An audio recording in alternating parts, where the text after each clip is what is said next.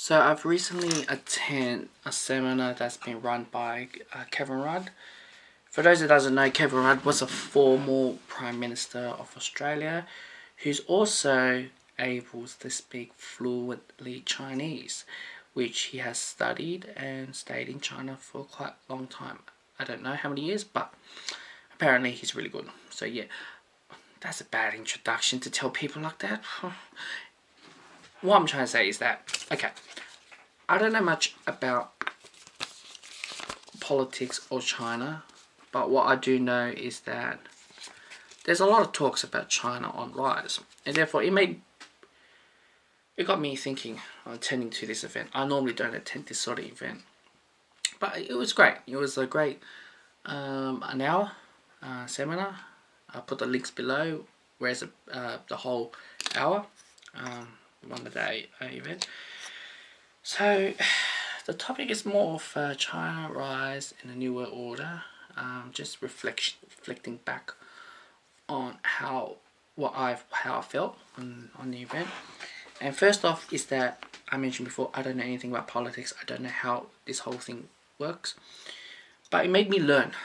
You know, it's also an area that in the future, things massive things will change. So Kevin Rudd definitely, and another guest panel speaker. I don't know what's her name. I'll put the screen up. Okay.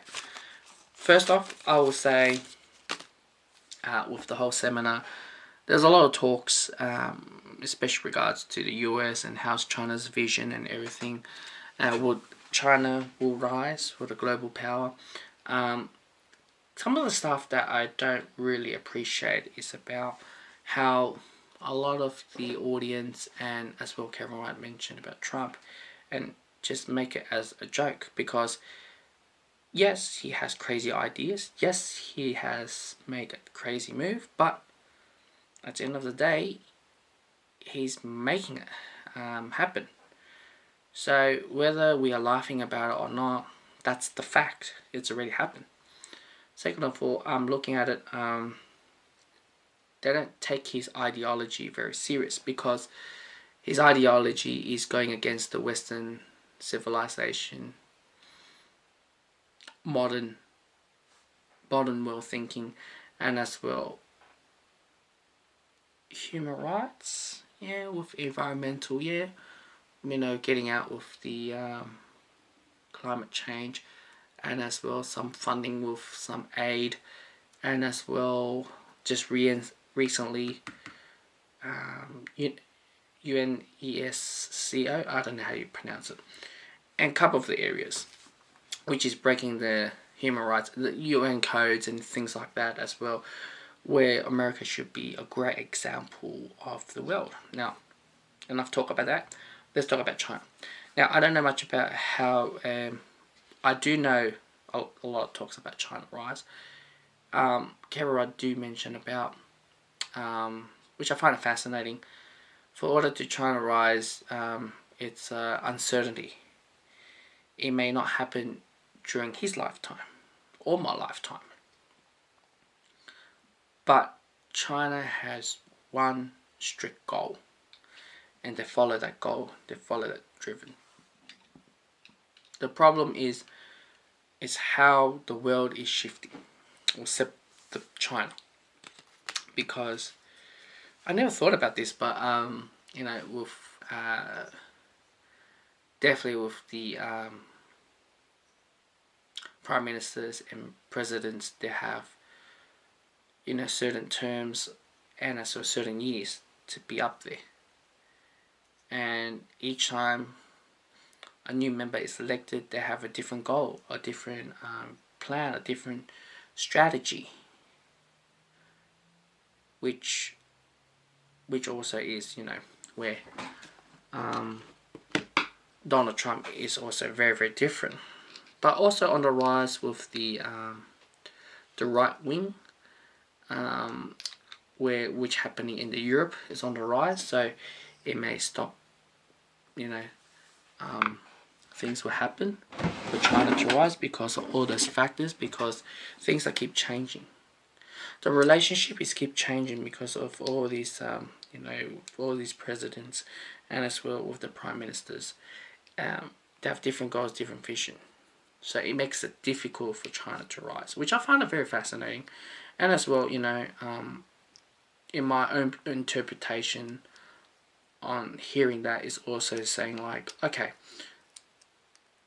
it's hard for each country to have their own vision because you have so many members, you have different parties and different party has different visions and goals. And certain goals had lasted, you know, not for quite a long time. So therefore, it makes a lot of sense. So different parties has different goals, of course, and as well going through the whole thing. Now, what fascinated me the most is that fact that he mentioned about. I did not know about this. You guys already know about this, but China is shared with 18 countries borders, and as well going through the borders, there is a different vision, and China's way of rising is to make a peaceful, not as what happened in the two world wars. It's always about wars going up and superpowers. That's how they rise. But China wants to do a different approach. Will collaborate every single countries as they can. Right now, a lot of countries are still on the verge, especially with the recent with the South China Sea and as well with everything. But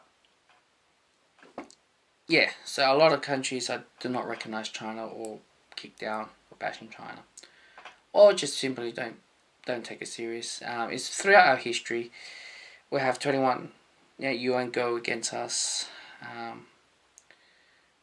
with the Korean War and as well the Vietnam War. A lot of countries went in. Yeah, there's a lot of things. History is definitely involved. I'm not very strong with history. I'm sorry. You can correct me down below. But also, I find that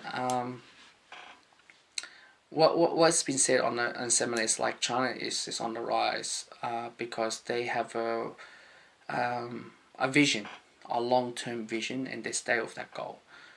Where US is on decline, Europe was supposed to be a superpower, but unfortunately it collapsed. And right now China is building a One Belt Silk Road, but there's certain countries right now having conflict, allowing China to build their trade road in their countries. So there's a lot of uncertainty of going on, and if China takes over the world, that means China has to be the world policing where America are currently established all their military and as well their defense force across the world, where China early established few around their nearby the region.